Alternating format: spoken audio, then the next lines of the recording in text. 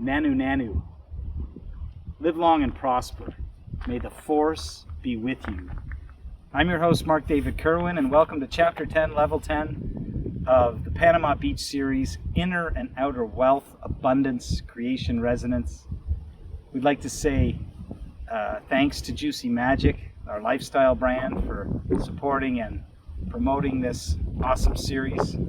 If you've enjoyed it, please like it, share it, follow it. You know, as they say, hit the follow button, the alerts. We will be promoting different videos at different times, and we'd love for you to pass them on if you enjoyed them. If you've gotten something good about it, give us some comments.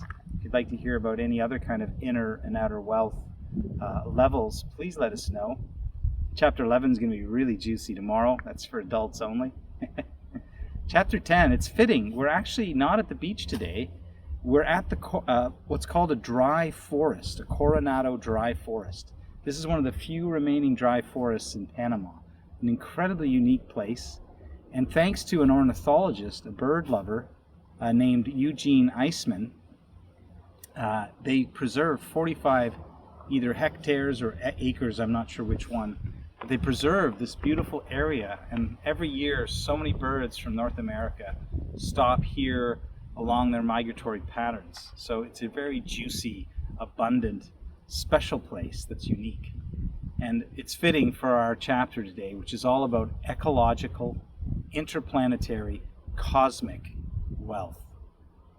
So we've actually been watching, and I've been reading a great science fiction book by a heavy metal lead singer from Cuba, a dissident and science fiction writer. It's called Planet for Rent. We've actually been watching a lot of videos on ancient societies and ancient architecture, as well as futuristic science fiction shows like Interstellar, Extinction, Arrival, just some really neat stuff. And also, we're enjoying a year of microdosing psilocybin, which is a type of mushroom, also known as a magic mushroom, and it's high in dimethyltryptamine, DMT, sometimes referred to as the God particle or the spirit molecule. There's lots of information out there. We thank Albert Hofmann and his discovery of D-lysergic diethylamide 25 in 1950 in Switzerland and onward for all the great discoveries that helped us understand more about our interdependent, interplanetary, cosmic, and ecological self. This is where we can start to look into things like the new sphere, about collective consciousness, not just individual consciousness. We're all simultaneously one, yet distinct at the same time. Our distinction accounts for our own individual karma, which we reap and sow, and we're accountable for. We're responsible for our activities, our thoughts, our words, our deeds, our lives. And we're responsible wherever we are now, even if we can't see that far back, whatever we have sown and whatever we're reaping, we've also sown. So this is a really great corollary: reap and sow, sow and reap. So it's very important. You know, as many people love Elon Musk, and we're looking at becoming an interplanetary species, who knows? Sometimes if you look deep in not so deep too now, about theories about where the human race came from. Did we evolve, from aquatics to reptiles to animals and plants and birds into human form, or were we like this to start with? Did aliens start our race? Are we coming from outer space? But a lot of ancient societies, like the Bwiti cults of Cameroon, they say that they've come from the dog star. They take a psychedelic called iboga. It's high in ibogaine. It's also been popularized in modern medicine. So many of these ancient plant and fungal medicines are now being used to help people expand their consciousness. Some people who are preparing for death or leaving their body. They've been approved to take psychedelics in some countries. So we're not promoting, because we have to be careful about our wording. Obviously, a lot of these medicines are also important to use in proper context.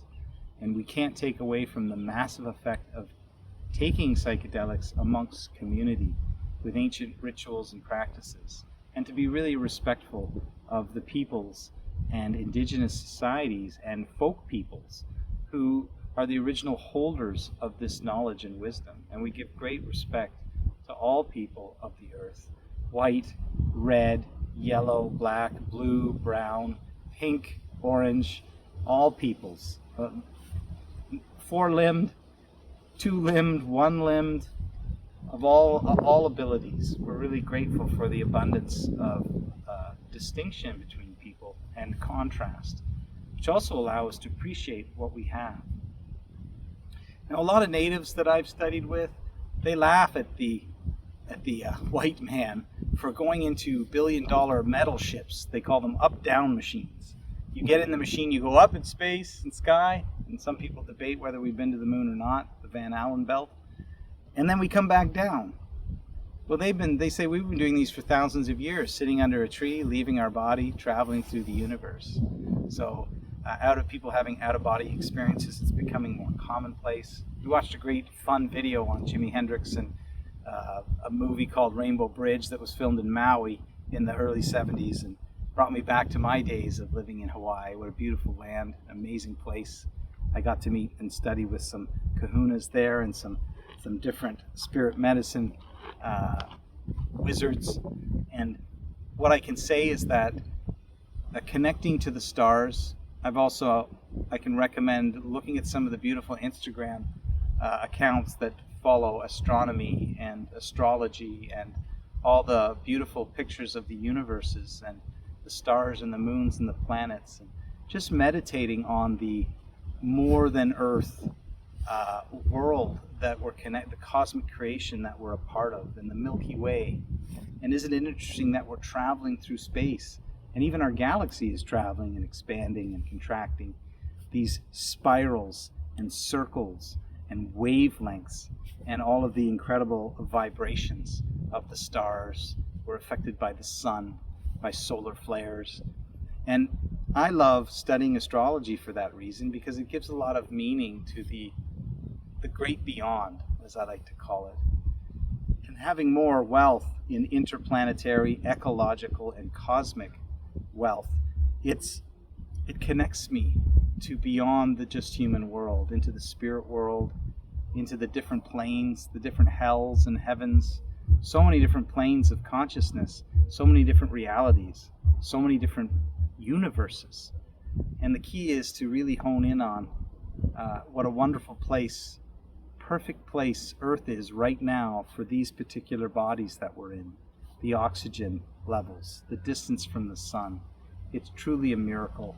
I really find it laughable sometimes that the superstition of materialism still exists, and that people are still dismiss the reality of the non-material, the spiritual kingdom, and its many, many rooms and houses. As the great master carpenter, Rabbi Yeshua, Emmanuel Messiah, said that my father's house has many rooms, or my father's mansion has many rooms.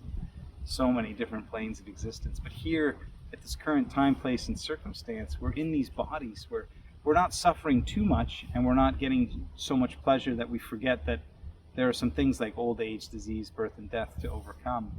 So on this really beautiful day in this beautiful dry forest, this beautiful country called Panama, the Republic of Panama, we give thanks. We give thanks for great shows like Star Trek and science fiction writers and people. You know, there is the thought that if it can be thought up, it must exist somehow, somewhere. Because how can you think of something that doesn't have a reality? It must exist somewhere to come into your mind. And so it can be really fun to read. Unfortunately, sometimes a lot of the science fiction stuff is very dystopian. Things like 1984 and Brave New World and Fahrenheit 451. They're all great books. And they certainly warn us of some of the troubles that we're seeing through centralized governments and fascism and communism and totalitarianism. But at the same time, I really think that the future, all realities are occurring simultaneously in the here and now. And our past and our present and our future has a lot to do with our perspective. So embrace your cosmic, interplanetary, and ecological self. We're simply a part of the web of life, and what a glorious, beautiful ecology and planet it is. I want to give thanks to Mother Earth by her many names, Gaia, Davy, Boomy Dave. What a beautiful, incredible place that this is. And I want to give thanks for you and for gravity holding you on this planet. So, Chapter 10, Ecological, Interplanetary, Cosmic Wealth. I hope that you can appreciate it, expand your understanding of it, dive into the magic on wonder, get into the JuicyMagiK with your paws, your primal, authentic wild self. Connect to your star seeds. And isn't it interesting, I'll put it out there, that biologists and astrophysicists, they've come up with this, deep understanding that it's very likely that the spores of fungus can withstand the depths of outer space and the radiation, and that they came here on asteroids and star-seeded this planet and allowed Earth to terraform on top of the volcanic rock coming out of the oceans and seas. And so for me, psychedelics, plant and fungal based medicines give me access to billions and billions of years of space knowledge that traveled here on asteroids and came here and star-seeded this planet. And so when I ingest that interplanetary cosmic medicine, it connects me to, I think, trillions of years of intelligence. So that's been my experience. Look into it further, do your due diligence. It's not for everyone, but it certainly is a wonderful part of inner and outer wealth. I'm your host, Mark David Kerwin, and I want to thank you for coming. Thank you for your time, your energy, your being, your gifts. I hope that you live long and prosper. May the force be with you, peace be with you and upon you, and may all beings be happy, peaceful, and free. Namaste.